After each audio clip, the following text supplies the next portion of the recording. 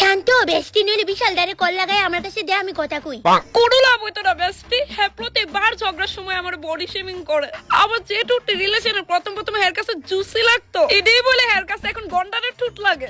না এটা কোন তো ঠিক না, কারণ আফটার অল তোরা দুজন রিলেশনশিপে আসোস। হ্যাঁ, যে আমার এত ইনসাল্ট করে, হ্যাঁ নিজেরা দেখছেনি কোনোদিন? হ্যাঁ, তো এক নম্বরে বদিবাজার মতোতি। হ্যাঁ আচ্ছা তুই আগে একটু ঠান্ডা হ বেস্টি। হ্যাঁ, ওইসে এক নম্বরে ভালো বাতারি, ভালোর মধ্যে রেকর্ড খারাপ। আমার আগে কতজনের লগে রিলেশনশিপ করছিল জানো?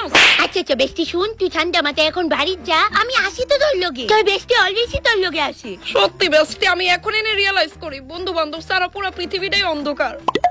আচ্ছা আইরে বেস্টি, মেসেজ করিস আমারে। তোর এই অসহায় বান্ধবী একটা লুচ্চা বয়ফ্রেন্ড আছে দেখে ভুলে যাস কেন? হ্যাঁ সাবধানে বাইতেস কিন্তু। বাই। হ্যালো, কেডে রিকল করছে বেস্টি? আচ্ছা ঠিক আছে বেস্টি, কইতাছি তো জিজু লাগে আমার সবকিছু ঠিক হয়ে গেছে গা। হের ব্যাপারে যা যা কইছিলাম এটি সব ভুলে যাস গা।